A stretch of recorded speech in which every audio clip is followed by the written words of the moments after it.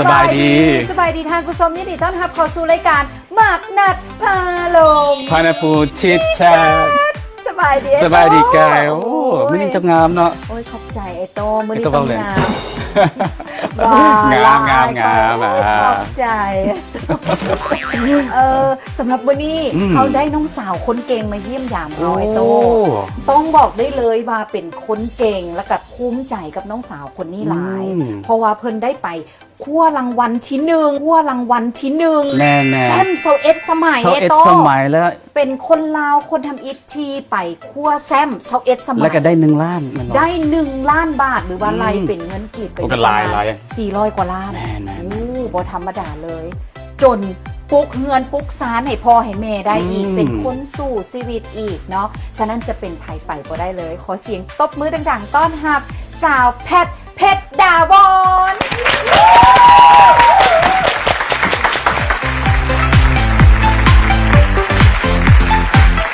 สบายดี ก็ไม่ได้เป็นคนตุ้ยตัวแช่นะ ตุ้ย โอ้ ตัวจริงยังหนุ่มๆยังน้อยๆ แม่ หน้าอ่อนก็ไก่บักหลายๆเลย อย่ามาจังสัน อ้าวอีนี่ตัวจริงตัวน้อยๆจอยๆเนาะแล้วก็หน้านุ่มอีก เพราะว่าไอ้แกยังเขาออเดย์ เว เขา ลา ก็ลงไปอีก เนาะวันนี้น้องสาวเขาได้มาเยี่ยมยามรายการของเขานี่ได้ยินว่าเพิ่นจะมาเล่าชีวิตของเพิ่นที่ว่าทุกข์ยากลำบาก แม่แล้วเขาต้องให้ห้องเพลงนั้นอีก ได้เนาะเพราะว่าของเพลงเป็นงานที่ถนัดสำหรับแกเลย แล้วมื่อนี้ก็ยังมาเปิดใจให้รายการมักนักพาลงมา โอ้ รู้สึกดีใจเนาะที่ได้มาเยียบยาม เจ้าฉะนั้นตอนนี้เนาะเดี๋ยวเขาจะไปนั่งลงกันก่อน เอ เนาะ อได้ค่ะ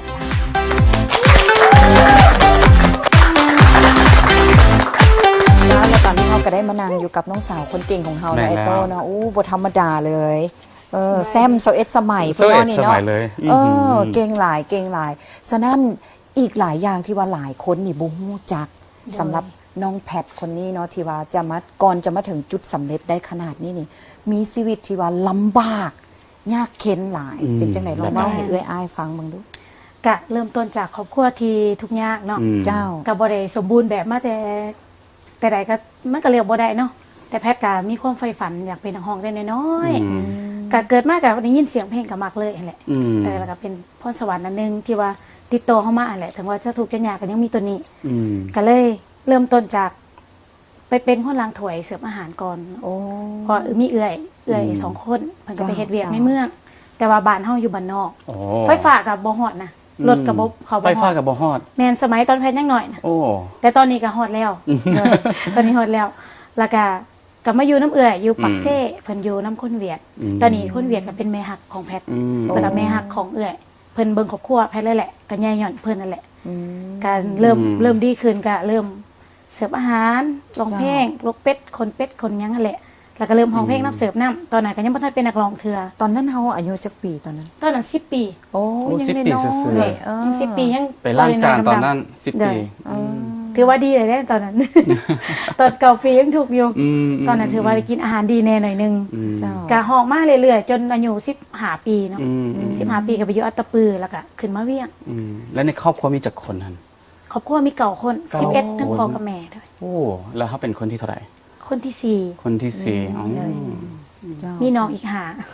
โอ้ 5น้องหลายเด้อ แต่ความทุกข์ของเขานะแบบบึดแบบพอกับบสบาย แม่กับบสบายจังซี่นะ แม่น เล่าให้ฟังได้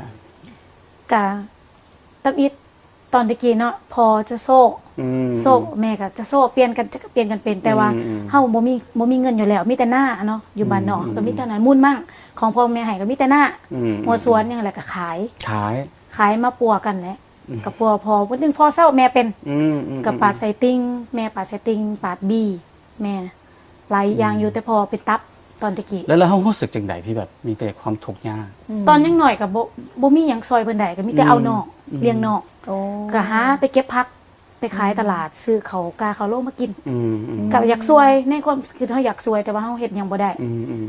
ความสามารถเฮายังบ่มีเด้ตอนนั้น แม่น แค่ แม่น เอานอกมีแต่เอานอกสินะ โดยลาเป็นคนที่ว่าฮู้จักเห็นใจพ่อแม่ตั้งแต่น้อย ได้ยินว่าซวยพ่อแม่ตั้งแต่อายุ8 ปีพุ่น โด นึง ย ว่า แม่น โอ้ในตอนที่เฮาอายุ8 ปีนี่เฮาซวยหยังพ่อแม่เนี่ย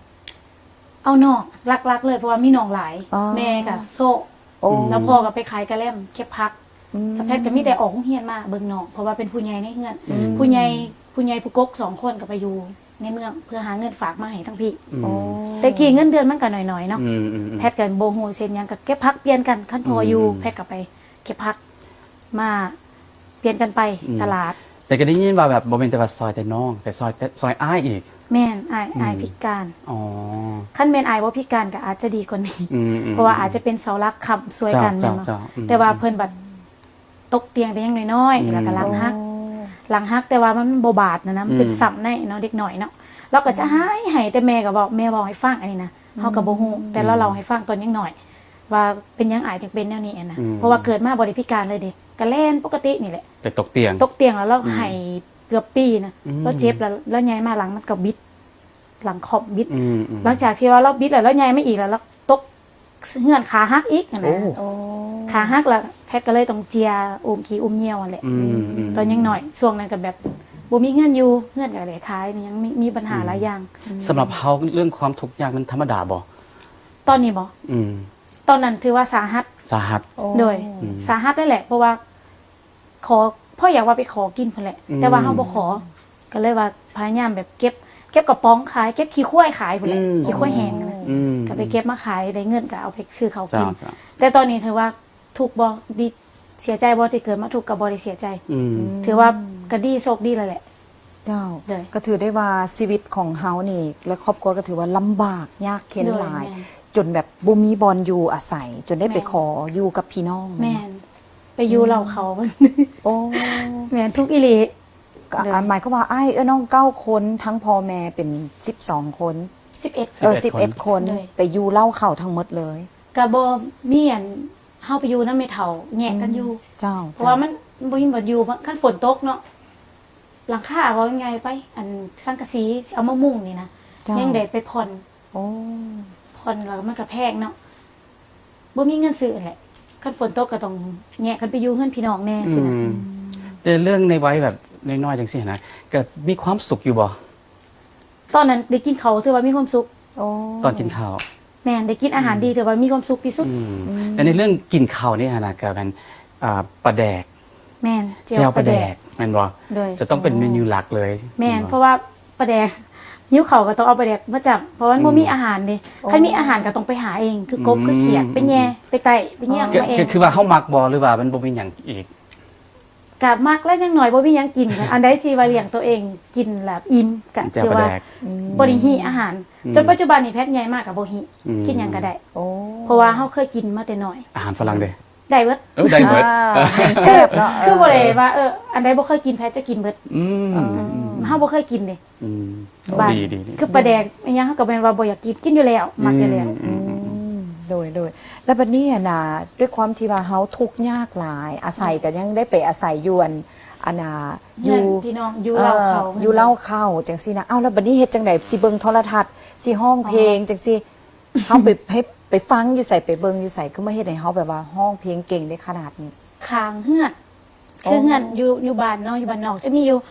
2-3หลังเฮือนที่เขารวยแน่มีเงินเปิดเพลงสินะเฮาก็ได้ยินแล้วก็ฟังเป็นแพทย์เป็นคนที่จื้อเพลงไว้ โอ้ ฟังนิดนึงก็จื้อเพลงหนังส่งเจ็ดหนังตอนเสาร์วันเสาร์อย่าง อ่า นั้นย่ามเขาจะขึ้นไปเบิ่งกับมีน้องเนาะมีน้องสาวคนหนึงฝุ่นมานํเพิ่นมานํนี่แหละตอนนั้นขี้หายขี้หายขึ้นไปเฮือนได้ก็จะไล่ลงพุ่นแหละ โอ้ หายจากเบิ่งหนังก็บ่ได้เบิ่งน้องหาย แล้วตีน้องบ่ ตีแท้ เออ ตีแท้เพราะว่าเฮายังน้อยเนาะมันก็ก็อยากซ้ำๆกันคนอยากซ้ำๆกันเอากันนี่เนาะ รู้สึกว่าตัวเองเริ่มมักห้องเพลงมันตอนอายุจักปี แพทย์คิดว่าหูควมเลยแหละ โอ้ หูควมย่ามเอาน้องกลางคืนย่ามนอนเนี่ยกล่อมห้องเพลงกล่อมเนาะ โอ้แสดงว่าน้องแต่ละคนนี่ได้ฟังเพลง แม่น ของเฮาตลอดเลย โดย แล้วเขาคิดว่าห้องมวนพอตอนนั้นห้องซื่อ คิดว่าห้องซื่อๆมากกับห้อง ๆอ๋อ ตรงจนแบบใหญ่มาอยู่ปักเสษนี่แหละอยู่ปักเสษแล้วเฮาล้างถ้วยล้างบวงเฮาจะห้องเพลงไปนำบทแต่บ่อายในการห้องเพลงบ่อายเลย โอ้ ห้องอยู่ผู้เดียวกับห้องอย่างนั้นแหละ อ่า แล้วแม่เพิ่นว่าลองให้บอกเอื้อยเนาะลองเอาแพทขึ้นห้องเพลงเบิ่ง ก็ขึ้นห้องก็ห้องปุ๊บก็แขกเข้ากับว่ามวนนะมวนแล้วก็ได้เงินติป โอ้ น้ำทิพย์ลายเด้ กำเต็มกำจากที่ว่าเคยหามาพันมาบ่เคยได้หลายทอมือนั่นห้องเพลงหลังจากห้องเพลงปุ๊บเงินได้เงินหลายไปให้แม่ อันนี้ใช้เงินบ่เป็นอยู่แล้ว อืม ก็ไปให้แม่ก็ห้องมาหลายเดือนหลายปีอยู่ก็ให้แม่เบิดก็บ่ได้ใช้ เจ้าได้ยินว่าแบบแห้งใจหนึ่งเดียวกับแม่แม่นบ่ โดย เล่าให้ฟังเลย ก็แม่ก็พอแหละเพราะว่า อืม แต่แพทย์บ่ฮู้ว่าในแนวผู้ใด อืม เพราะว่าเป็นคนมักแต่น้อยแล้ววันนี้มายินแม่ฮ้องแม่ก็มักฮ้องเพลงพ่อก็มัก แต่ว่าพ่อฮ้องมนต์ก่อนแม่ โอ้ แพทย์ก็คิดว่าน่าจะได้แนวพอ อ่า แต่แม่ ส่วนหลาย ก็มัก พอแล้วมักห้องเพลงแนวใด หมอล หมอลำคือกัน เลย แม่ได้สันมักห้อง ำหมอล หมอลำ ำ เลย สติเพิ่นบ่ฮู้เลย โอ้เจ้า แล้วบัดนี้ได้ยินว่าจือคำสอนของแม่นี่ขึ้นใจเลย จนฮอดทุกมื้อนี่ก็ยังจือ เลยก็เพิ่นก็บอกว่าสิทุกข์ส่ำใดสิหยังส่ำใดก็ขอให้เป็นคนดีซื่อสัตย์แล้วก็ฮู้บุญคุณอย่าขี้รัก อย่าขี้รัก อย่าไปขอ อืม ทุกข์ก็อย่าขอในบางโอกาสที่จำเป็นที่สุดจังขอ อย่าไปขอทานว่าอย่างไงซะเพิ่นบอกแบบนั้นก็เลยแต่นั้นมาแพทย์ก็บ่ขอบ่รัก เพราะว่าอยู่บ้านนอก คนเฮามันบ่มีมักรักเด้ แม่นบ่เราบ่ให้รักเลยแหละขนาดเดียวเราตี แล้วก็ถึงสิกินดินกับยานะแต่ละครอบครัวแต่ละคนน้องนุงแต่ละคนเขาก็สอนมาเลยเนาะ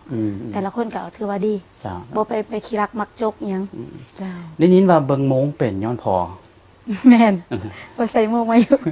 เป็น แม่น อย่างถึงเบิ่งเป็นย้อนพอ พอเรามักใส่หมวกแล้วแพทย์เห็นมันหมุนแต่บ่ฮู้ว่ามันไหลจังไดแล้วก็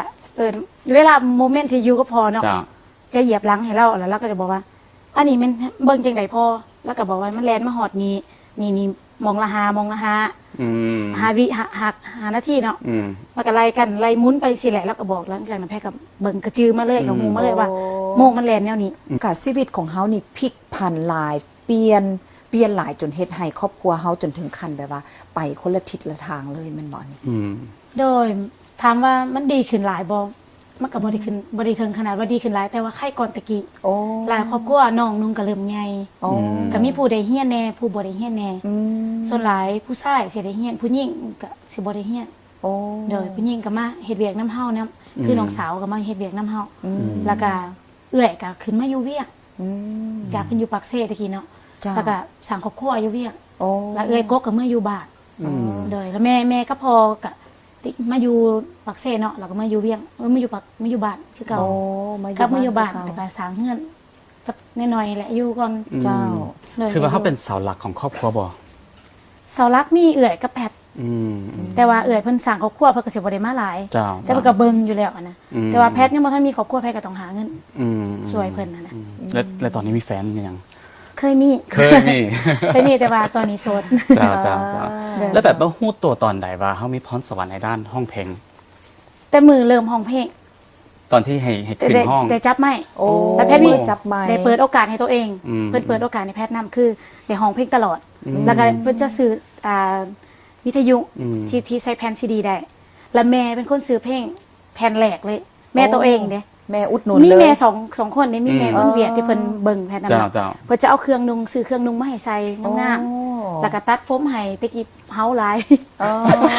คือเฮาหลายก็น้อยๆจะจอยๆดำๆนะ เลยแล้ววันนี้ ตอนยังน้อยนี่จอยมันมา จอยใหญ่มากจังตุย อุดมกับบ่ได้ตุ้ยผู้ดีอวบผู้ดีงามเนาะแหละแล้วก็เพิ่นก็เริ่มแบบว่าแต่งเฮาให้คนในเมืองแน่แหละ โอ้ ก็ห้องเพลงทุกมือ อ้าวคนในเมืองแบบใดซะนะ กระสิบสะอาดขึ้น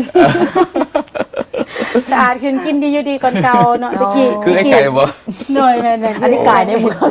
สิเป็นนอกเมืองล่ะ บ่แบบ เมืองนอก บ่แบบเอเลี่ยนอวกาศนะ แต่ว่าในตอนนั้นที่ว่าเฮารู้สึกว่าเฮาได้ขึ้นเวทีแล้วรู้สึกว่าแบบมีคนเริ่มติดตามเฮาแล้วเฮาเป็นจังไดตอนนั้นความรู้สึกเฮา ตอนนั้นก็ คือแบบมีคนเอาติปเอาหยังมาให้เฮาแบบ ก็ดีใจเลย แบบรู้สึกว่าเฮาแบบต้องมาทางนี้แล้ว ยังบ่ เออ ตอนยังน้อยยัง บ่ บ่ฮู้ปานใด อ้าวตอนนั้นอายุเท่าไหร่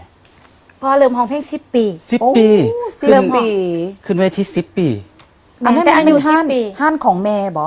เป็นหานของ ของแม่เวียด ฮักแล้วเพิ่นเป็นคนเวียดที่ว่าเคยไปอยู่นำ โอ้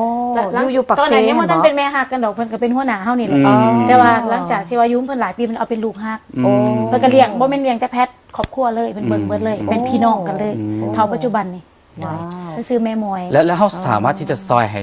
ห้ธุรกิจของเราขนาดดีขึ้นในการที่เขาห้องเพลงบ่ โดยดีขึ้น อ๋อ ดีขึ้น โอ้ แขกก็เริ่มติด แล้วแพทย์ห้องเพลงแม่ซื้อแผ่นเพลงมาให้เนาะวิทยุแม่หมวยซื้อให้แม่ฮักนะแล้วแม่หันซื้อแผ่น เจ้าโอ้ แผ่นเป็นเพลงของเกยตายเพลงของเกยตายแล้วแพทย์ก็ห้องมาเลยเพลงลาวนํเพลงลาวตะกี้มันจะเป็นเพลงเก่าๆเลยเนาะแต่วันบ่มีแผ่นบ่ค่อยอันนี้ปานใดก็ฟังเอาในวิทยุมีอยู่แล้วบ้านเฮาก็ห้องได้หลายเพลงลาวแหน่เพลงไทยแหน่สลับกันเพลงเวียดแพทย์ก็ห้อง โอ้ เลย แล้วเว้าเวียดเป็นบ่ ว่าบ่เป็น เว้าบ่เป็นแต่ห้องเป็น แต่ว่าได้บางคำคืออันเกิม อันเกิม เดิ อั น นเกิมแดบ แต่ว่า ลำ สิเว้าแบบยาวๆเรียนกันบ่ได้เลย อย่างงอนเรา คงก็แดบ อย่าง โอ้แดบ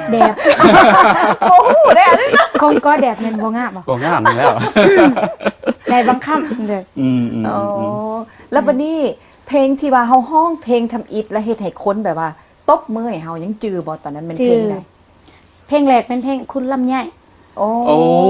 เพลงทบิดเลยแม่นบ่ แต่ว่าเป็นแผ่นที่แม่ซื้อให้เด้อันนี้ฟังอยู่บ้านแต่ยังน้อย โอ้ นี่ก็เปิดอยู่ ในวิ ทาง ทยุ บ้าน แม่นบ่ เด้อ สมัยนั้นนี่เพลงคุณลำไยนี่แบบ แม่ อู้ไผบ่ห้องนี่ถือว่าตกยุคไอ้โต้นี่ห้องได้บ่ ได้ ขนาดคนในเมืองไอ้โตเนี่ยยังได้อยู่เลย ว่าจังได๋ ธรรมดาเนาะ คุณลำไยอย่างสิแหละ บ่เป็นคนที่เป็น น้อง ติ๊บ กิ๊บ ให้ น้อง ติ๊บ เฟิร์นอย่าง เด้อ บอก เด้อ เป็นยังฮู้อยู่ เพลงแรกเลยเพลงตะปิดเลยที่ว่าห้องเพลงนี้ เจ้าเจ้า เพราะว่าเพลงนั้นก็เป็นเพลงแบบว่ามวลซืนสนุกสนาน ในยุคสมัยนั้น เพลงเขาเต้นได้แต่ว่ายืนห้องแข็ง อ๋อลองสักท่อนหนึงบ่ได้บ่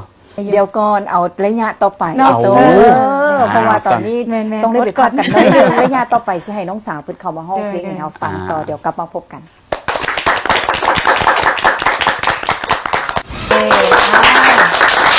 และตอนนี้เรายังอยู่กับน้องแพทคนเก่งของเรา คนเก่ง เนาะ ไปแล้ว ไอ้โตนี่เพิ่นอยากฟังน้องแพทห้อง แม่ เพลง แม่อยากเต้น ได้มายาม อยาร าย กเต้ กาน ร วะ ทันทีแต่ว่าอดใจทานน้อยหนึงเพราะว่าในท้ายรายการนี่เฮาสิให้น้องแพทของเฮานี่ห้องให้ฟังยาวๆเล โอ้ ย ยได้ได้เดี๋ยวจัดให้ จัดเต็ม โอเคโอเค แล้วเขากับฟ้อนลำวงเกี้ยวใส่กัน วันนี้มาเข้าประเด็นนี่เลยเนาะได้ยินมาว่าจุดเริ่มต้นของเฮาในชีวิตปัจจุบันนี่มันเริ่มจาก10 ปีก่อนผ่านมา โดยแมน อืม เริ่มจากความสุขความอยากหลายอย่างแหละ อืม แต่ก็เป็นแห้งผลักดัน อืม เฮา อืม มีความแบบจากที่ว่าห้องเพลงประจำเนาะก็อยากก้าวขึ้นร้ายกว่านั้น โอ้ อยากให้คนหูร้ายขึ้นเพราะว่าเขาก็เริ่มอายุใหญ่ขึ้น อืม และก็เฮียนหูน้ำผู้ใหญ่เพิ่นบอกเพิ่นสอนมานํสินะ เจ้าแล้วตอนนี้อายุเท่าไหร่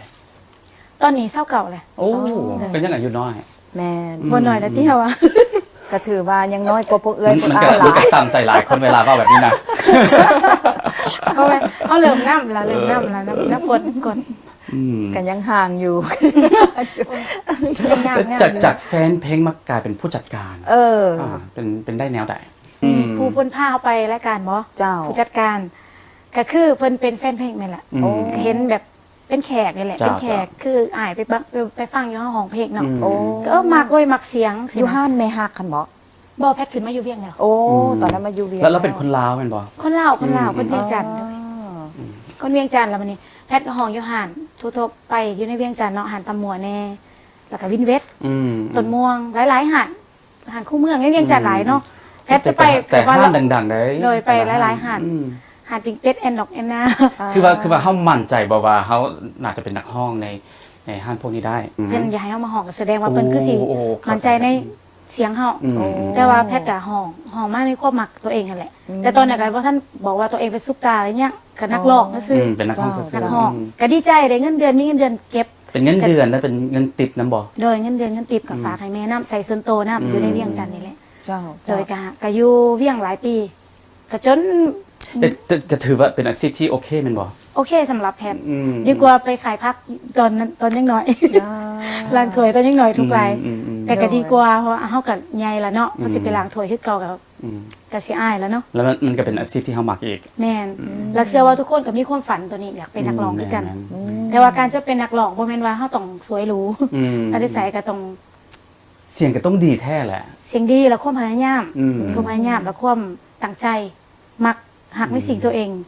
อยากเป็นแล้วก็บ่ต้องอายแล้วคันอายใครมีคำว่าอายแล้วเฮาก็อยู่จุดนั่นแหละอยู่หม่องเก่านั่นแหละ อืม เจ้า ก่อนแพทย์จะไปได้ก็ย้อนโค้ดอีกได้ก็มีคำว่าอายอยู่ในโตคือกัน อืม ไปขึ้นเวทีก็แข็งอยู่ อืม ก็เข้ามาอายแต่ว่าไปหลายๆเทื่อเฮาก็ต้องเบิ่งภูเขามาภูเขาผ่านประสบการณ์หลายคนเฮา เบิ่งคือหลุดเอื่อยซะเนาะคือไก่สินะอยู่ในเวทีเพิ่นเป็นแนวใดเฮาก็เก็บเอาบ่ได้ทอเพิ่นก็เอานิดนึง อืม แล้ววันนี้เวลาที่ว่าเฮาไปแข่งขันแต่ละครั้งได้ยินว่าจะต้องได้ไปซอกยืมเพื่อที่จะเอามาซอยในเรื่องเป็นค่าใช้จ่ายในการเดินทางการพักเซ้าอย่างต่าง โดยแม่น ๆ โอ้ ก็ล่มก็ผู้จัดการน่ะไปยืมนํกัน โอ้ โดยเพราะว่ามันหลายเด้ อ๋อ เฮาต้องขี่ยนต์ไปขี่รถไปบ่ได้ อืม มันไกลขี่รถมันก็หลายชั่วโมงใช่นะ เจ้า ก็ต้องขี่ยนต์ไปกลับกับคน2คนเนาะมันก็แพงแหละเป็นล้าน2ล้านไปแต่ละเที่ยวพักเช้าอีก กินยาเดินทาง เครื่องนุ่งหลายเบิดหลายเครื่องนุ่งคือผ้าไหมบ้านเฮาก็บ่แม่นสิถึกๆเนาะ แม่น เฮาก็อยากใส่ผ้างาม จ้ะ ขนาดว่าราคาสำนั้นยังใส่ได้ซ้ำนิดนึง ยังงามได้ซ้ำนั้น เจ้า ก็ถือว่าหลายอยู่เลยแต่ก็ภูมิใจ แต่อีกอย่างเวลาแบบเข้าไปห้องเพลงนะนี่ภาย1 เดือนที่เขาจะต้องห้อง26เพลงนะ เลย มันจำเป็นต้องฝึกทั้ง26เพลงใน1 เดือนแมันบ่ แม่น ลำบากขนาดใด ก็ลำบากเพราะว่าเฮาห้องอยู่หารอาหารนำเนาะ อืม เฮาบ่ได้พัก ม คือต้องหลังจากไปแข่งมาปุ๊บกลับมาก็ต้องไปห้องเพลงปกติ ไปเวียกปกติแล้วก็ซ้อมเพลงตัวเองนํแล้วห้องเพลงแขกฟัง แล้ว นำ มีเวลาตอนไหนซ้อมเพลงสั้น ช่วงเวลาที่ซ้อมก็แม่นช่วงห้องเพลงแขกฟังเลยแหละ เพราะว่ายามเฮาเฮ็ดเวียกกลางคืน จ้ะ กลางเว้นอาจจะตื่นสวยนิดนึง อืม ตื่นสวยมากกินข้าวกินน้ำกินนั่นเฮ็ดนี่ อืม ก็ค่ำละก็ได้อาศัยฟังผ่าน อืม ๆโดย แต่ว่าใครแต่ว่าแพทย์เป็นคนจื้อเพลงไว้ ดี ความจำดีเนาะ อืม โดย จื้อแต่เพลงนี่ล่ะ เงินเนี่ยบ่จือบ่ ต้องเงินจื้อแต่แนวอื่นนี่ก็อยากหลงๆเลื่อมๆอยู่ โอ้ โดย โดยแล้ววันนี้การไปแข่งขันกับบ่แม่นเรื่องง่ายเลยเนาะ โดยแม่ กว่าที่จะถึกเอิ้นสื่อเฮาก็บ่ฮู้ว่าเพิ่นจะเอิ้นสื่อเฮาพอ แม่ จังซี่นะ แม่ ต้องท่าแล้วท่าอีก แม่ กว่าจะแบบจะ อ่ะมันมีระบบเลยว่ะ เออ เป็นไง มันเป็นแบบว่า คือรายการของเพิ่นเนาะหนังห้อง อืม ที่มีคนฝันหลายคนมาแต่หลายทิศทาง อืม มาอยู่บนเดียวกัน โอ้ แพทย์กับคนหนึงกับเป็นคนลาวคนเดียว อืม แต่มีแต่คนไทยเบิดเลย อืม ไทยอีสานแน่ อืม ในกรุงเทพแน่เขาจะมาอยู่ในหันอยู่หลังเวทีบ่ฮู้ว่าจะเป็นไผจะได้ขึ้นไปแข่งกับแซมหัน โอ้ สินะคือจะมีแซมอยู่นั่นอยู่แล้วเขาแข่งกันอยู่แล้ว อืม และเฮาไปประมาณ 3-40 คนเนี่ยก็ต้องท้าซื้อเฮาบ่จะได้ขึ้นคันแม่นว่าเพิ่นบ่เอิ้นก็บ่ได้ขึ้น ก็ไม่ได้ขึ้น เลยต้องมามือใหม่เที่ยวใหม่ โอ้ ถ้าสมมุติว่าเฮามาแต่ว่าแพทย์นี่ไป2รอบ 2 ห้องเลย แล้วแบบวินาทีที่เขาจะเอื้อนสื่อเขาอะเขารู้สึกแนวใด อยากให้เอิ้นปุ๊บบ่อยากไปคือมันฮอดเอาฮอดแล้ววะ แต่บ่ได้คือว่าเขาสิ เดิน ลงแชมป์ แม่น โอ้ คันบ่ได้ก็แล้วแต่บุญวาสนา เด้อ โดย แล้ววันนี้อยู่หลังเวทีนี่กดดันก่อนอยู่หน้าเวทีอีกย้อนหยังปกติคนเฮาเนาะเวลาขึ้นเวทีไปนี่จะย่านสั่น โดย เออ เพราะว่าอยู่ทางหลังกดดันบ่เพราะนี่แหละคือก้าวบ่กล้าย่างออกไปยาก โอ้ คือเฮาแบบคิดอยากเฮ็ดอันนี้แต่เฮาบ่กล้าเฮ็ดมันมีความกดดันและมีความย่านหลายเสี่ยงอะนะแต่ออกไปปุ๊บก็ต้องผ่านให้ได้ อืม ก็เลยว่ามันก็มีอยู่พ่อๆปานกันกันกะย่างกับกะเฮ็ดก็ย่างปุ๊บก็ต้องเฮ็ดนะ อ่า ถึงสิเจ็บสิล้มก็ต้องเฮ็ดให้ ต้อง ได้ เฮ็ดให้ดีที่ โด สุ ย ด เพราะว่า เนาะ เขาเฮ็ดล่ะเขาออกมาล่ะก็เลยว่ามันก็กดดันอยู่เบิดสองอย่าง อืมแล้วตอนที่ว่าเฮายาวออกไปเด้หมู่ที่ไปน้ำเฮาผู้จัดการเฮาเขาตกใจบ่เลยเขาตื่นเขากระตื่นน้ำเฮากระเพาะลงท้องคือกัน ตื่นจนให้ โอ้ ตื่นจนให้ ให้แล้วปึบแล้วก็บ่เคยจะตื่นเต้นปานนี้แล้วก็เบิ่งในโทรทัศน์กับเบิ่งอยู่แต่ว่ามันมาเจอกับตัวเองเนาะ จ้า เจอกับตัวเองที่เฮาต้องไปเฮ็ดแบบนั้นในหัน อืม แล้วก็เฮ็ดออกมาแบบบ่ได้คิดอีหยังอีก แบบธรรมศาสตร์เลยแบบว่าต้องแสดงออกมาจังสี่เฮ็ดมาจังสี่ความสามารถของเฮา อืม แล้วออกมาปุ๊บมันได้ผลเนาะเป็นผลดี แล้วบัดนี้เฮาต้องรักษาบัดล่างตัวเองอีก อืม รักษาแซมจึงได้สิได้เงินล้าน อืม ตอนนั้นยังบ่คืนเงินล้านจึงได้สิผู้นี้มาผ่านเฮาสิอยู่ต่อ อืมแต่จากจุดนั้นนะเขาคิดบอกว่าเขาสิเป็นแชมป์21สมัยได้ บ่ขนาดว่าเขา7สมัย10สมัยเขายังตกได้ อืม แค่คิดว่าห้องได้ฮอดใช้ก็เอา อืม ฮอดซ้ำได้ก็เอาในซ้ำความสามารถตัวเองแหละ อืม แต่ว่าก็เฮ็ดให้มันดีที่สุด บัดนี้น้องแพทเป็นคนที่ว่าห้องเพลงเก่งทุกแนวเลย อืม คันสิเว้า โดย เพราะว่าไกลก็ได้ยิน น้องแพทนี่ห้องในหลากหลายแนวเลยเพราะว่าไปเจอกัน โดย นานตลอดเนาะ โดย แต่ว่าอยากจะฮู้ว่าน้องแพทนี่ถนัดในแนวใดหลายที่สุด ขั้นเว้าเรื่องถนัดไม่ลูกทุ่งอยู่แล้ว โอ้ โดยลูกทุ่งสตริงก็มัก อ่า แต่ว่าถนัดบ่ทุกเพลงแหละสำหรับแพทย์แต่ว่าอยากรู้ว่าคนฟังเพิ่นมักประมาณใด อืม อืม แต่ว่าเฮาลูกทุ่งนี่เฮาฟังมาแต่น้อยเนาะ เจ้า สตริงนี่เฮาเริ่มใหญ่เฮาค่อยได้ฟัง โอ้ แต่ว่ามันลูกทุ่งมันจะอยู่ในสายเลือด อืม โดย อืม สตริงนี่มันเป็นเพลงมวลคือกันแต่ว่าเฮามาฟังตอนใหญ่ อ่า ถ้าเป็นลูกทุ่งมักผู้ใดและสตริงมักผู้ใด ลูกทุ่งแม่นมักกันจะตาย อ๋อ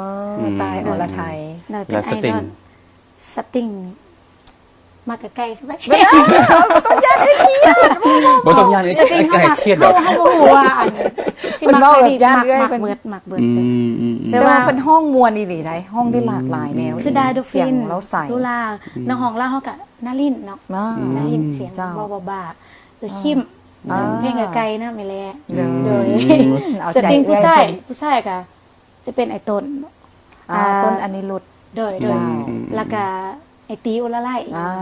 เจ้าไอติอุดา ไอ้ ล ตาย นะ อากาศ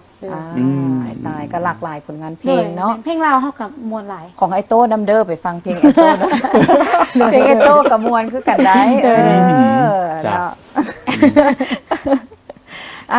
แล้ววันนี้น่ะในการประกวดนี่โบมันง่ายเลย โดย ได้ยินว่าต้องไป2-3หอบเลยมันบอก โดย โอ้เป็นจังไหน ไปหลายหอบอะค่าใช้จ่ายเพิ่มขึ้น โอ้แล้วทางรายการนี่ก็เจ้าโบได้มีส่วนรับผิดชอบอย่างเขาเลย บ่ บอกหรือว่าอยากไปรับผิดชอบเอง เฮารับผิดชอบตัวเอง โอ้ เพิ่นก็มีแต่ให้ค่าแท็กซี่มือหนึงกับประมาณ 500 600เด้อ โอ้วันนี้มาถามถึงความภูมิใจ อืม คันซิเว้ากับภูมิใจทั้งหมดทั้งประเทศเลย ทั้งป เนาะ ระเทศ ที่เรียกว่า เลยแหละ เป็นตัวแทนของคนลาวแล้วก็เป็นคนลาวคนทำอิฐที่ว่าได้แซม21สมัย โดย แล้วก็เป็นคนที่สองคันซิเว้าเป็นคนที่สองเนาะ อืม ที่ได้เงินล้านจากการแข่งขัน แม่ ในรายการ แล้วรู้สึกจังไดกับคำว่าแบบเป็นคนลาวทำอิฐเลย แม่นี่แหละ ความ ภู รู้ มิ สึก ใจ ความรู้สึกภูมิใจคำว่าภูมิใจนี่เว้าหลายเทื่อเด้ อืม ภูมิใจอีหลีบ่คิดว่าตัวเองสิเฮ็ดได้ อืม ละเงินล้านบาทเฮาบ่เคยจับ แม่น เงินยังบ่ว่าสัก4หลายกว่านะ อืม แพทย์รู้สึกว่าคนลาวเฮาเสีย อืม แล้วก็ดีใจว่าคนลาวเฮ็ดได้ อืม แล้วเป็นรายการ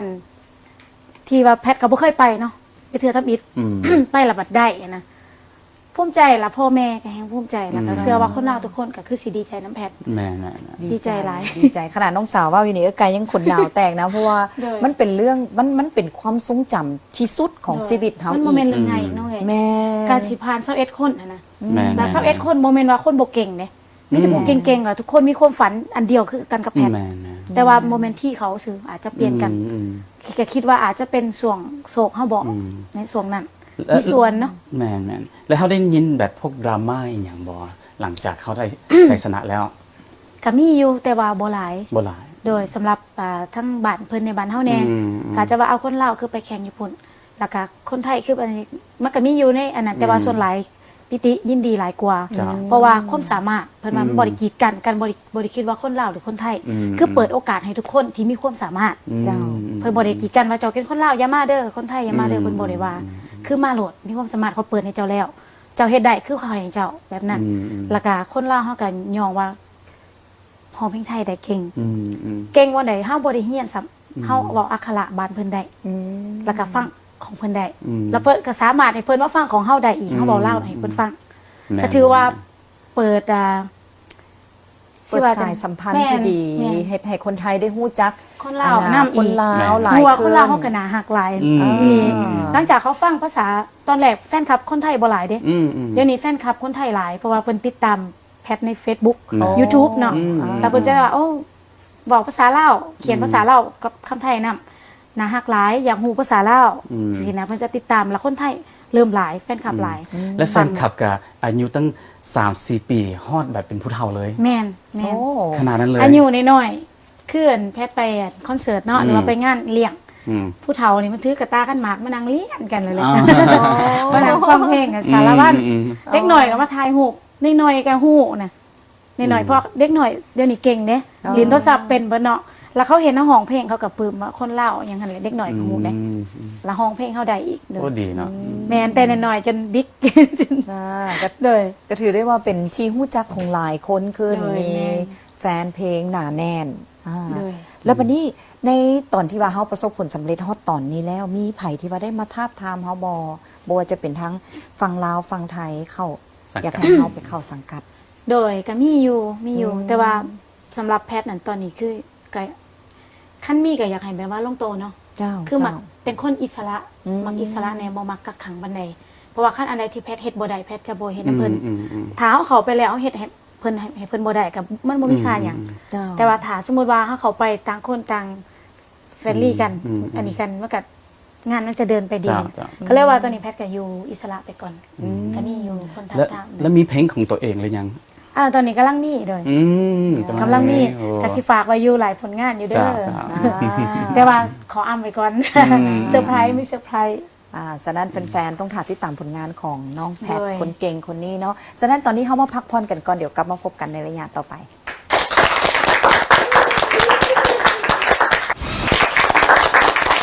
เข้ามาระยะที่3เขาก็ยังอยู่กับคนเก่งน้องแพท โดย แล้วก็ยังมีหลายคำถามที่อยากจะ โด ถาย ม เป็นคนที่แบบว่า หาเงินเก่งตั้งแต่น้อย โดย ตั้งแต่อายุ10 ปี โดย แต่ว่าบ่เคยได้เห็นเงินก้อนใหญ่เลย แม่น เป็นจังไหนลองอธิบายเบิ่งดู ก็หาเงินมาแต่น้อยแล้วก็เก็บแน่แล้วก็ส่งที่ว่าแพทย์บ่เคยมีเงินเนาะ เจ้า ส่งในเงินก็ใส่เงินเก่ง โอ้ โซมีเงินกับใส่เงินเก่ง แม่น เอ้า แต่ว่าเครื่องนุ่ง โอ้ ส่วนหลาย อ๋อ เห็นอันใดงามจับปั๊บ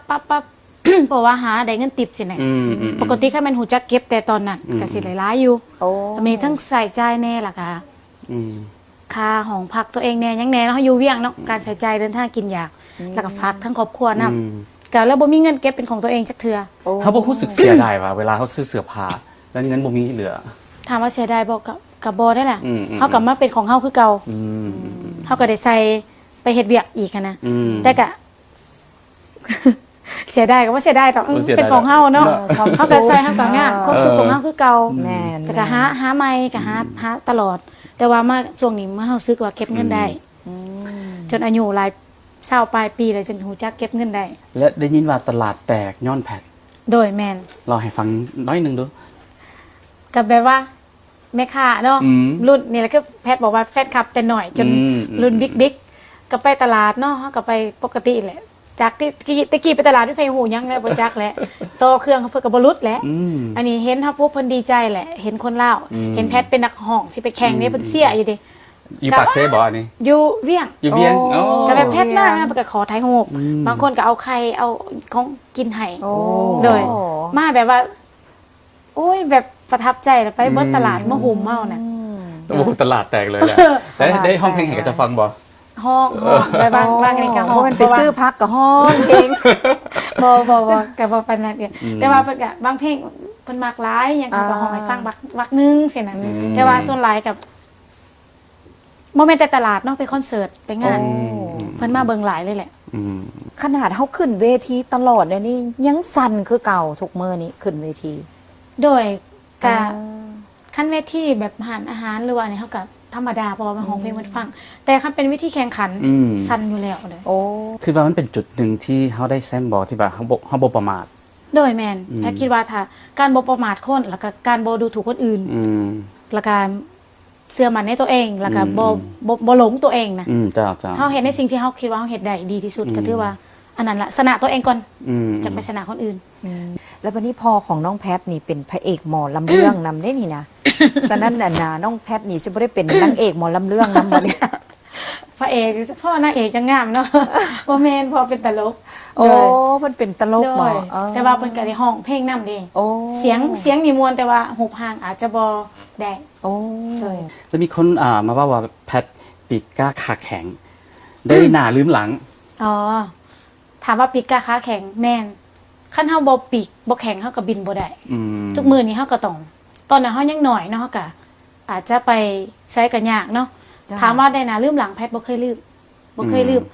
ผ่านมามีช่วงหนึงแพทย์น่ะลืมพ่อลืมแม่ อืม แล้วก็ใช้เงินฟุ่มเฟือยแต่ตอนนี้แพทย์กลับมาเบิ่งครอบครัวแพทย์ว่าแพทย์บ่ลืม อืม แตะกี้แพทย์ลืม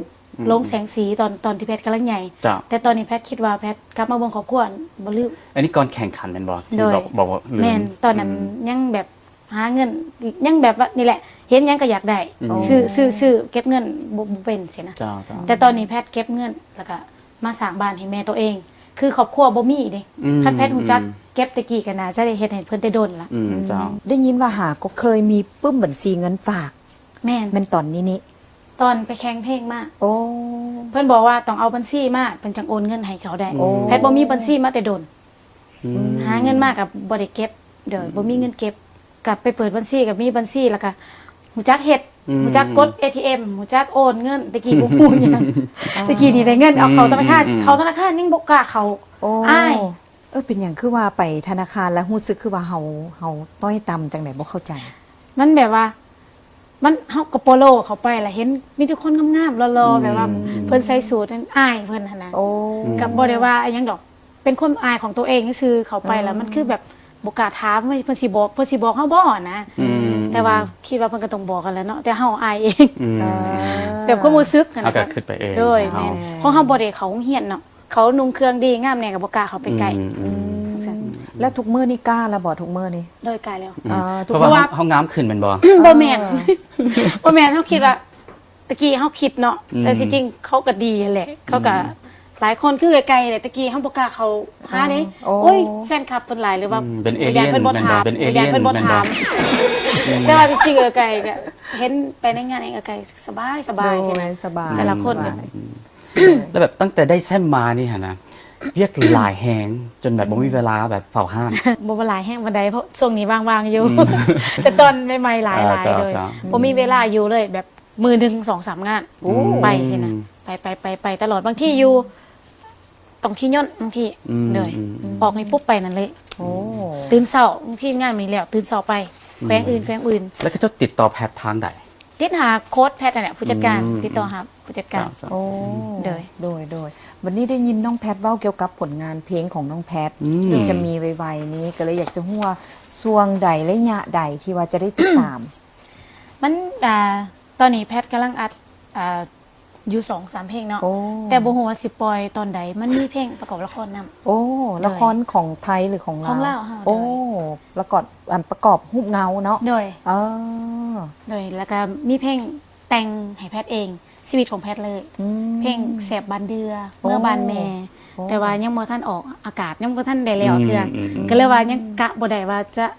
โดนปานใดประมาณอีกเดือนหนึง โดยวันนี้รูปแบบแนวเพลงนี่เป็นแบบใดหมอลำหรือว่าเป็น โดย ลูกธงบ้านนา เป็นเพลงลูกธงบ้าน โอ้ นาเป็นเพลงซ่าๆเป็นเพลงเกี่ยวกับชีวิตของแพทย์ โอ้ แต่งมาออกแต่งให้เฉพาะเลย ว้าว ซื้อเพลงแสบบานเดือเมื่อบานแม่กะไว้ๆนี่แหละบ่โดนนะอดใจ ม่วนบ่ เพิ่นนึง โอ้ต้องมวนแน่นอนแหละ ต้องมวนเด้อ เออ ฟังน้ำตาไหลเชี่ยว อุ้ยได้เกี่ยมชิดชู่ไว้ก่อน ได้ยินว่าแบบคนมักเข้าใจผิดว่าเขาเป็นคนตัวใหญ่ และอายุพอประมาณ โดย แม่นบ่ ส่วนหลายเพิ่นว่าแพทย์อยู่ในกล่องตัวใหญ่เนาะ ตอนนี้ก็ใหญ่อยู่นี่ ใหญ่แล้วก็อายุใหญ่ก็ใหญ่อยู่30 ใหญ่กว่า เด้ 29แม่นบ่ 30โดยเพิ่นว่าประมาณ40 โอ้ แม่น ถอยไกลเลย หลายคนหลายคน เกือบ หลายคนเห็นอยู่นอกแม่นแพทย์สมอง โดย คือต่างจากในหันนอก หลายคนจะหลงเพราะว่าในโตแท้ๆตัวน้อยๆเตี้ย โดย เลยติด ตัวจริง เตี้ย คือเด็กน้อยตัวจริงนะเนาะ แม่นคือเด็กน้อยเลย คือเด็กน้อยเลย เขากล่องแล้วก็ตัวใหญ่เนาะ ตัวใหญ่อายุหลายตัวใหญ่อายุหลายบ่ดอก แมน โดยแล้ววันนี้เป็นคนที่แบบว่าหักครอบครัวแบบนี้ แต่ว่าโบกล้ากอดแม่หมายความว่าจังไหน พอบ่กล้ากอดแม่เพราะว่านี้แต่แม่แต่น้อย โอ้ แล้วเฮาก็บ่เคยแบบเด็กน้อยทุกคนแหละนับแต่น้องบ่เคยแบบกอดแม่ยามกินฮักเด้อแม่ฮักแม่แต่ว่าบ่กล้ากอดบ่กล้าบอกพ่อ โอ้ มี บ่ แต่ เคยเว้าหวานบ่เคยกอด โดย บ่เคยแสดงความหักต่อกัน โดย เลยโอ้ แต่ว่าหลังจากที่ว่าแพทย์ไปแข่งแพทย์กะแสดงออกให้เพิ่น โอ้ กล้ากอดกล้าหอม ทุกมื้อนี้สิไปใส่แม่สิไปเวียงจันทน์เด้อกอดเด้ โอ้ คิดฮอดมาไว้ คน แล้วก็บอ ดาวแต ก กเลย จากที่ว่าแม่บ่เคยกอดเฮาคือกัน แล้วกอดแล้วดีใจแล้วหยิบแม่เฒ่าคือกันมาหอมแก้มหลาน อ๋อ เปลี่ยนจากว่าความคิดที่เฮาย่านตะกี้นะย่านแบบกอดพ่อกอดแม่ก็ย่านนั่นแต่เดี๋ยวนี้กอดสิไปใส่กอดหอม โดยแล้วบัดนี้ โดย แม่ของแพทย์เนาะเป็นคนที่ว่ามักเจ็บออดๆแอดๆหั่นนะ โดย แต่ว่าเวลาที่ว่าน้องแพทย์ไปประกวดได้แซมมาจังซี่นะอู้ โอ้ เป็นยาปัวเลย บ่เจ็บบ่ป่วยเลยเดี๋ยวนี้ แมน เออ จากที่ว่ามันเป็นตลอดไปก็ลดลง โอ้ นี่แหละ ย้อนมี กำ ค ลั วาม งใจ สุข เฮา อ่า กำลังใจแล้วเพิ่นมีความสุข คือแต่กี้เฮาอยู่เวียงเนาะบ่ได้ติดต่อหาเพิ่นปานใดป่วยโซ่ตลอด นี่แหละแม่เพิ่นคิดฮอดลูกบ่แม่นมีแต่แพทย์เด้ที่ว่าบ่อยู่นำแม่ ลูกทุกคนหนีเบิดหนีปลาเบิดสินะหลังจากที่แพทย์กลับมาอยู่บ้านคืนเนาะ โดย ไปแข่งแล้วได้เงินมาแม่ก็บ่ได้รับเพิ่นได้เงินเพิ่นดีใจดอกลูกมาอยู่ไกล แม่น ได้ถามได้กินข้าวได้อิหยังนํมันมีความสุขเนาะ แม่น แล้วเพิ่นก็บ่เป็นหยังแล้วก็แบบเริ่มจากว่าเจ็บๆนั่นๆนี่ๆเป็นไข้อันนั้นอันนี้เศร้าเศร้าไม่ได้ยิ้มผู้ใดถามกับลูกสาวจะว่าอีแม่นก็เงียบได้เนาะเพิ่นก็มีความสุขแหละแป๊ะก็เลยมันอาจจะแบบความสุขมันก็เฮ็ดให้ลืมความเจ็บความทุกข์ได้แล้วก็บ่ค่อยเจ็บเลย แล้วแพทย์ก็เป็นคนที่เชื่อในเรื่องพรหมลิขิตแต่บ่งมงาย แม่น เล่าให้ฟังหน่อยหนึงได้ จักสิว่าจังไดเนาะผมเลยคิดก็คือคนเฮาสิได้มาเจอกันก็ต้องมีบุญต่อกัน เจ้า ก็คืออ้ายกับเอื้อยแหละเฮาก็ต้องเลยสร้างบุญนํกันแหละจังได๋มาเจอสินะแต่ว่าสำหรับคนที่เจอกันแล้วจากกัน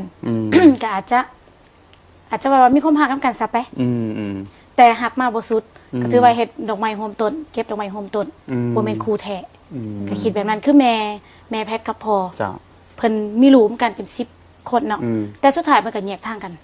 ก็ย้อนว่าบ่แม่นคู่ของเพิ่นแท้ เจ้า เก็บดอกไม้โฮมต้นนี่แม่เพิ่นสอนให้ฟังบอกให้ฟังแล้วแพทย์ก็ชื่อมาเลยว่านี่แหละพรหมลิขิตกับ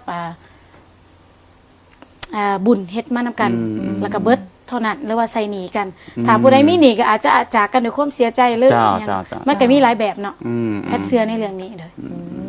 โดย ตอนนี้ก็ถามพรหมลิขิตอยู่ ไอ้ตัวกระถาคือกันเลย เพราะว่าผู้สิตาดนเนาะ แล้ววันนี้มาเว้าเรื่องความสวยความงามเห็นน้องแพทเพิ่นว่าเวลามีเงินนี่เพิ่นก็จะไปช้อปปิ้งซื้อเครื่องซื้อหยังเนาะ แม่น ฉะนั้นเพิ่นก็เลยเป็นคนที่ใส่ใจในเรื่องของการเลือกเครื่องนี่ ใช้เวลาดนก็แต่งหน้าอีกแต่งหน้านี่มีทาปากแต่งคิ้วไปโลด แม่น แต่ว่าเครื่องนี่จะเลือกอยู่หั่นแหละเป็น ตอน จั นี้ งได๋ อยากหัวเราเป็นปมด้อยแพทย์เลยแหละ โอ้เป็นจังได๋คือว่าอันนั้น เครื่องซื้อมาแบบงามไว้ในหุ่นน่ะในหุ่นงาม ในหุ้น บ่ได้สั่งอยู่ออนไลน์ที่เห็นกับเจ้าใส่เลย เคย โอ้ สร้างมาใส่บ่ได้ มากับเข้าแต่เครื่องโต ประมาณนั้น หุ้นเฮาบ่ได้คือกับเจ้าได้เป็นบ่ คือเรื่องหน้าตาน้องแพทย์ก็ไม่ได้แต่งแต่คิ้วก็คืออยากว่าอยากก็งามในสำนีแต่ว่าเครื่องนุ่งเฮาเป็นคนตุยเนาะคนตุยละเตี้ยพร้อมสินะก็ใส่แล้วมันแบบว่าโอ้ขึ้นหน้าหัดหน้าท้องบ่ถามน้องอ่ะเพื่อสิออกเงินประมาณ5-6ตัวละ10เปลี่ยนอยู่นั่นแหละใส่ตัวนี้เขาเอาออกขึ้นมาใส่ขึ้นเอาออกเอาเขาอยู่นั่นแหละถามว่างามมันก็บ่ก็บ่มันบ่มีความมั่นใจเลยสำหรับเฮาเพราะว่าเฮาเป็นคนบ่สมส่วนไป ก็บ่แม่นว่าผสมสวย ไอ้โตคือบ่หัวคือไก่อะแท้วะ เป็นคนที่บ่มั่นใจในตัวเองเด้อ เจ้า อ๋อ นุ่งย่างก็ย่านขี้ลาย แล้วบัดนี้ทุกมื้อนี่เฮาคิดว่าเฮาใส่แบบใดแล้วเฮามั่นใจที่สุด แบบว่าบ่ต้องไปเปลี่ยนอีกห่วงบ่ห่วงเลย ตอนนี้แพทย์มักใส่สุดกีฬา แต่ว่าไปห้องเพลงนี่ก็ใส่ชุดกีฬาโลดเลยเนาะ ตอนนอนกับแม่นบ่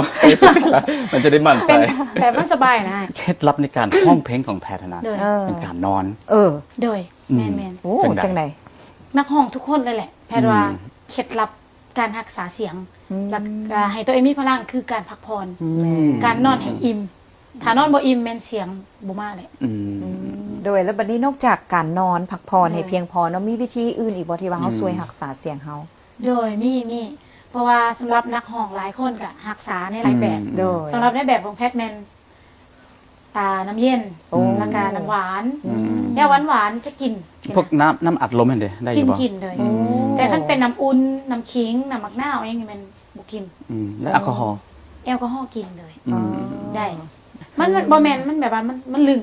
จ้า เลยเฮาลึงแล้วมันก็บ่มีผล แต่ว่าน้ำอุ่นแพทย์บ่เคยกินบ่เคยแบบว่าเอามายามเจ็บปุ๊บกินใส่บ่แม่น โอ้ ยาแห้งแล้วเลยยานี่จะบ่กินเลยนะไข่ยังบ่กินบางเทื่อ แล้วเฮาเซาด้วยวิธีใดสั่นคันเฮาบ่กินยาโอ้ เลยนอน เนาะ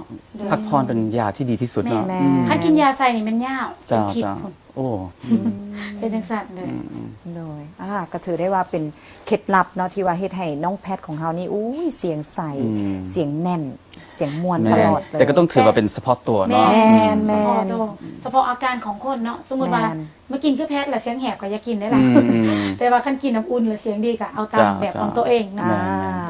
โอเคเนาะก็ถือได้ว่าหลากหลายเรื่องเลยเนาะที่ว่าเฮาได้ฮู้จากสาวเก่งกว่านี้เดี๋ยวเฮาพักกันจักหน่อยเดี๋ยวเฮากลับมาพบกัน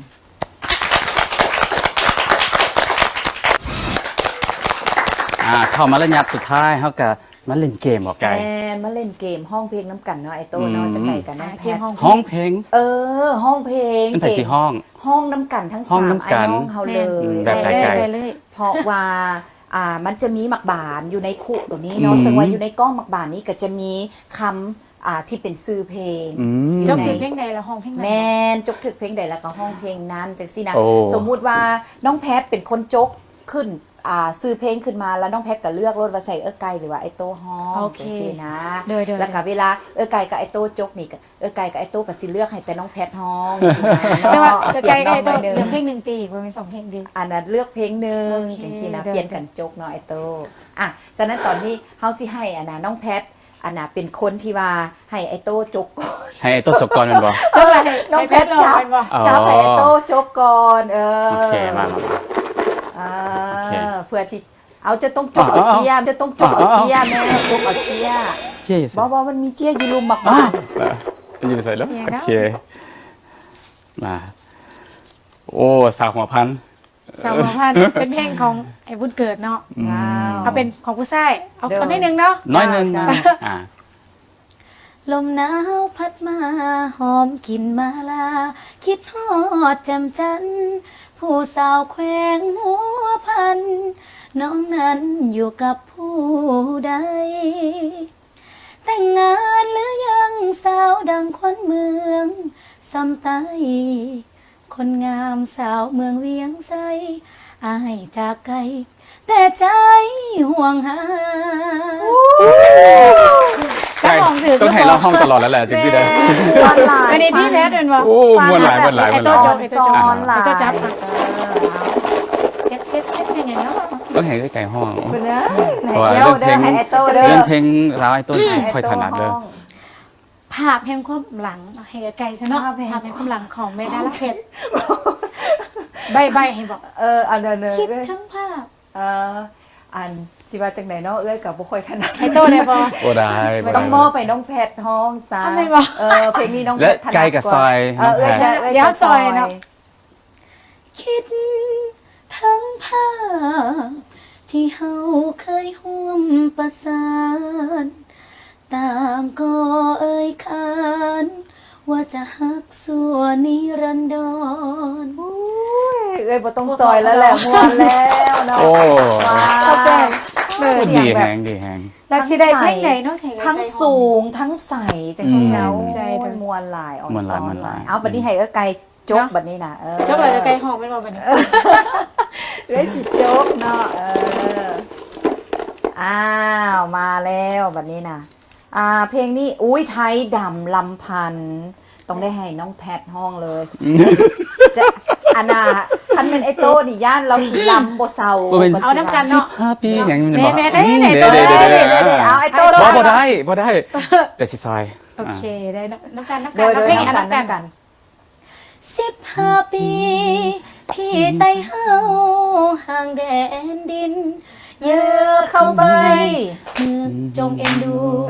หมู่ข้าน้อยที่พลอยผัดบานลาลาลาลาลาลา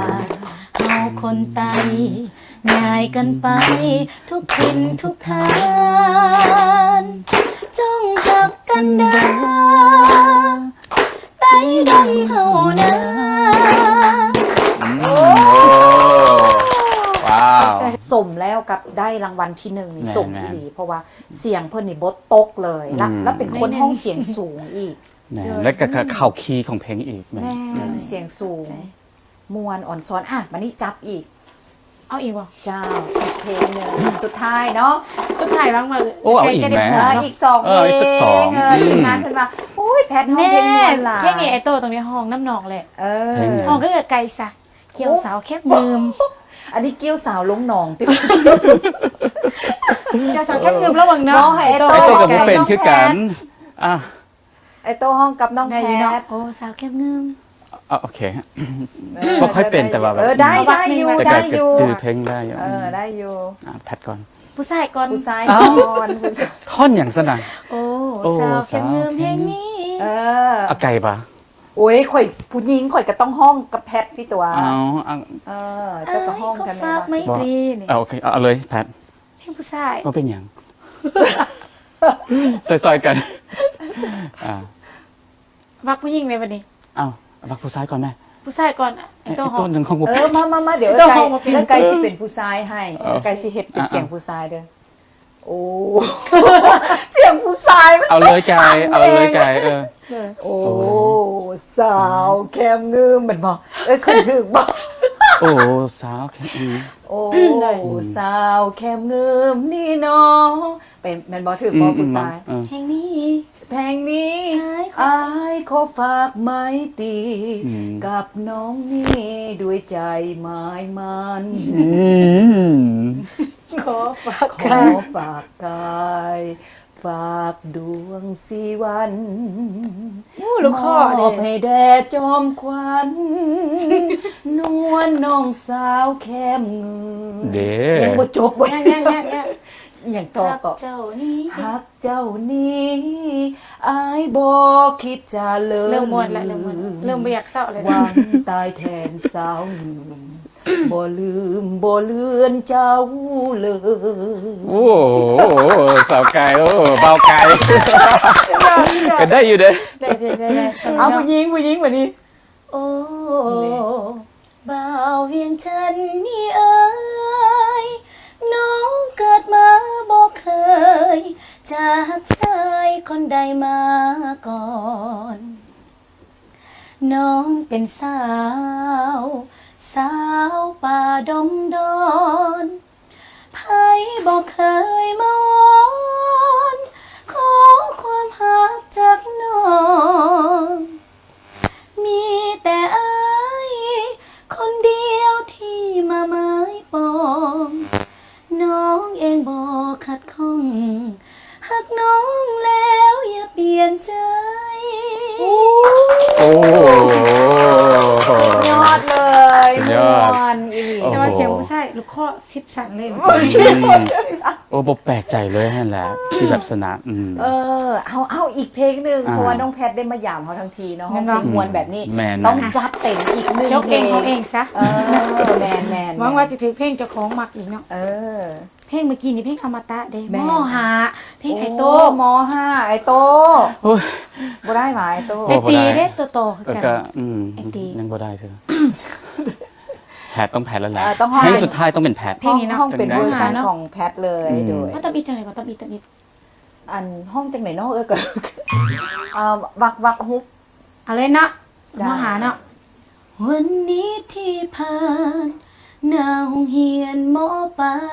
เก่า มันก็คิดทั้งเรื่องของเฮาขึ้นมา ทั้งเรื่องมันแสนนานผ่านกาลเวลา แต่คิดขึ้นมาเมื่อใดแล้วใจยิ้ม อยู่ที่ห้อง52เลี้ยวมองเข้าไปเห็นภาพเก่า ภาพที่สองเฮาเคยนั่งเฮียงโต๊ะตักโต๊ะตัก ว้าว เสียงมันดังเลย ในวันที่ห้องเป็นแบบผู้ชายก็ไกลแบบบางที เป็นเพลงของไอตีแล้วเป็นหมอหา ขนาดว่าห้องเป็นเวอร์ชั่นของเพิ่นเองก็ยังม่วนไปอีกแบบหนึงเนาะ แต่ซึ่งสมที่แบบว่าผู้จัดเพลงล้าวหลายเพลงเลย เลยหลาย อืม ก็ถือได้ว่าได้ฟังหลากหลายบทเพลงจากน้อง แม่ แพท น เล แม่ ย น ภูมิใจน้ำน้องสาวอีหลี สมแล้วเนาะที่ได้รางวัลที่หนึ่ง แน่นอนเสียงขนาดนี้แล้ว แม่มวนหลายเนาะฉะนั้นมาฮอดตอนนี้อยากจะให้น้องแพทช่วยฝากผลงานกับทางผู้ชมที่กำลังติดตามอยู่ โดยสุดท้ายเนาะกะขอฝากผลงานเพลงของแพทที่จะออกมาไว้นี่คือแสบบันเดือเมื่อบันแม่แล้วก็ยังมีเพลงหัวใจจึงปึงอีกเนาะก็มีหลายเพลงที่ว่าแพทยังบ่ทันได้เฮ็ดแล้วเทื่อเนาะก็ฝากผลงานไว้ทาง Facebook นะหรือว่า YouTube นะที่จะมาไว้นี่แล้วก็